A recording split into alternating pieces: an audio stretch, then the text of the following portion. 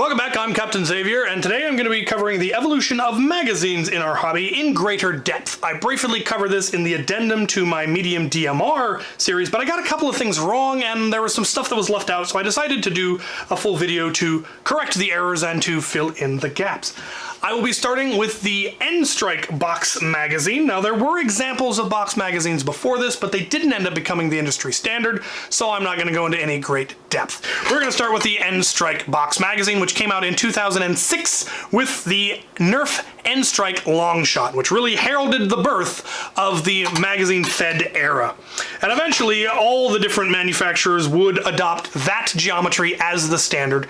There were magazines that didn't. There was the Busby magazines, which took their shells, which was a cool gimmick, and there have been people who have designed magazine-fed blasters that take shells that don't fit this, but they are very much an outlier and a really cool gimmick that occasionally pops up and are really, really neat. But eventually, all the major manufacturers would adopt this. X-Shot is the most recent with their long shot. Their magazine is now fully compatible. It's the same geometry, same catch location. The catch is a little smaller, so it might not work in everything. But Busby eventually made their magazines compatible. Worker made N-Strike compatible. The only real evolution that we've seen has been in capacity and cosmetics. N-Strike magazines come in 6, 8, 10, 12, 15, 18, 20, 22, 25, 30, 35, and 50 capacities. And there might have been a 16 in there somewhere. But really that's all that's changed, has been the capacity and the cosmetics. Other than that, they're pretty much all cross-compatible. Some of the drums won't fit in certain things based on the shape of the magwell, but yeah, they're pretty much all cross-compatible. But eventually our hobby realized that half darts were more accurate and had better range, and so we started developing stuff for that.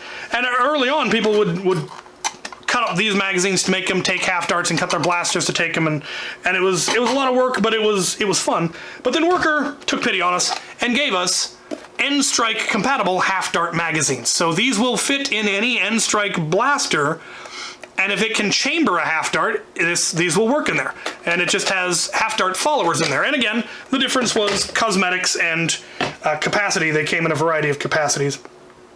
But we wanted a dedicated manufactured half dart magazine, and Jet gave us that with the Katana magazine, which is interesting, completely symmetrical. You can put it in both ways. It has catches on both sides. The follower is exposed, which can be good and bad. And they're a little on the brittle side. That was the one big flaw.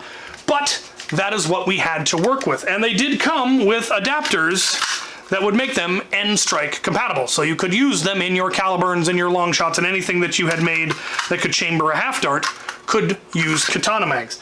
And people did design custom blasters around that geometry. So the Pecker mag that came with the Desert Pigeon is in fact a Katana mag. You can use a Katana in your Desert Pigeon. It'll actually fit in either way just fine. So the Katana mag was well on the way to becoming the industry standard, and then Worker decided to enter the fight. And they came out with their Talon magazine, which was a much sturdier construction, was not symmetrical, so you couldn't accidentally load it the wrong way. It's got a notch. You could also take the end cap off and add 3D printed extenders. You could also put on neat 3D printed mag pulls. There were some neat advantages. It did, of course, have adapters to make it fit the N-Strike standard magwell. But it wouldn't work in anything that had been specifically designed for a Katana mag. It won't fit in a Katana magwell. So it will not fit in the early Desert Pigeons or other blasters that have been designed around the Katana. People did, of course, start redesigning things so that they could take Talons, because they preferred Talons, and that's where the debate came in, is which one do we want to go with? We should pick one in our hobby. And ultimately, I believe it's safe to say that the Talon won, as we will see later, though the Katana is not quite out of the fight, as we will see, kind of. They came in different capacities, obviously, and then they did also come out with an angled one. Because if you're going to make a blaster that takes the magazine in the grip, it's much more comfortable to have it at an angle rather than straight up and down. That's why pretty much all real firearms, the grip is at an angle that's more comfortable.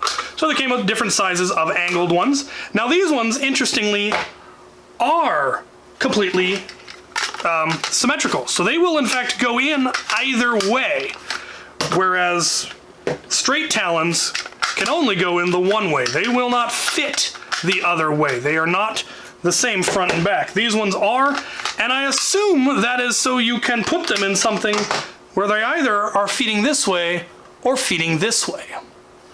Now you can have it angled towards the grip or angled away from the grip.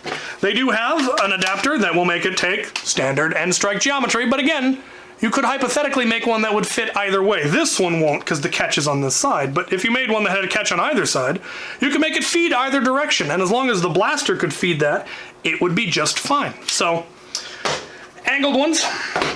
Here is where I think it's safe to say the Talon has won the battle for the industry standard within the mod hobby, is that most of the third-party or additional companies have adopted the Talon. So the Out of Darts Tachi magazine is a Talon magazine. Catches in the same place, geometry is the same. Anything that'll take a Talon will take a Tachi. Same with their Coda magazine. Also the magazine that comes with the Tryon, with the Unicorn, with the Soldier, or the Colonel Wasp 76, which looks so much like a Talon mag, I can't tell it apart. I don't know where it's gone. They're all Talon mags. Exact same geometry, exact same catch. They are fully cross-compatible. They will fit in the adapters. It's the same. Worker did decide to come out with yet another magazine, and that is their Nightingale magazine, which is an angled magazine. It's at the same angle as the previous angled magazine, and the catch is in the same position, but it's not backwards compatible. You can't use a Nightingale magazine in things that take the angled one. The catch is in the same place, but the geometry is such that it won't actually catch. It could with a little bit of modification, and I'm sure you could obviously make an adapter. I haven't seen one, which is kind of surprising. They might be out there and I just haven't been paying close enough attention. But the main point of these is that they're a little bit smaller. They're about 1/8 of an inch narrower and a 1/16 of an inch narrower in this direction, which means if you make a blaster that this goes into the grip of, you can make the grip smaller and it's a lot more comfortable. The grips for most of the blasters that took full-size Talons are a little bit chunky. They're a little bit bulky. Even in my big hands, they're a little bit much, whereas the Nightingale is just fantastic and svelte. Another interesting thing about the Nightingale mag is it has two different catches. It's got a catch in the same place as the other one does, but then it has a second catch up here, which is what the Nightingale actually uses, is this. And that's where you typically will see the catch on pistol and real steel pistol ones. And that's how you have that thumb release to release the magazine. This works better when you have, say, the grip or the magazine wells in front of the grip and you've got the mag release up here somewhere. So they put that there, I can assume, either because they plan to make blasters where this goes in the front, or they're expecting us to, or so that we can make magwell adapters that will use it. It's again, good forward thinking to have put that there. They don't have a blaster that uses it, but there's a good chance that we will or they will, and that's good engineering, good design, forward thinking, in my opinion. Now things get interesting, because Dart Zone hits the ground running with their Pro series, their Nexus Pro and their Conquest Pro, and their initial magazines are not Talons. They in fact went with Katanas. The geometry is the same, the catch is the same, but they're not symmetrical. This does not have a catch on this side. They will fit either way, so the geometry is still symmetrical, but the catch isn't. So you can only put it in one way and have it actually catch, but it will fit in anything that would take a Katana, almost. The problem is it has these lips on here that Katana mags did not have, right here, and that results in it not fitting in things like the Desert Pigeon. It can't go far enough in to catch. You would have to grind those off, file those off, which I have done and just ultimately decided wasn't worth the effort. But I thought that was an interesting choice to have gone with Katanas over Talons. And there may have been legal reasons, copyright reasons, or who knows what. Now things get really interesting when we take a look at the two newest magazines. And this is where I'd gotten information wrong in the previous video. I had assumed that the X-Shot Long Shot magazine was a Katana clone, and the newer Dart Zone Pro mag from the 1.2 and the 4.0 was a Talon mag. And they aren't. They are in fact bizarre hybrids. If we take a look at the Long Shots magazine, it has the geometry of a Katana mag, and it will in fact fit in a Katana adapter, but it won't catch. And that is because the catch is not in the same place. It's lower. It is, in fact, it lines up with a Talon mag's catch. So it's got Katana geometry, but a Talon catch, which means it won't work in a blaster that is specifically designed for one or the other. So it won't catch in the Katana's magwell, and it won't fit in a Talon magwell. And the same goes for the Dart Zone Pro, which has the catch notch of a Katana, but something very similar to the geometry of a Talon, but not the same. So it won't fit in a Katana mag, or a Katana magwell, and it also won't fit in a Talon magwell. The geometry of the very front is different enough that it won't fit in something that was specifically designed for a Talon. So it won't fit in the Harrier, the Swift, the Slab, the Cynthia. There's a lot of blasters that it just won't fit in, and even if it would fit, it wouldn't catch.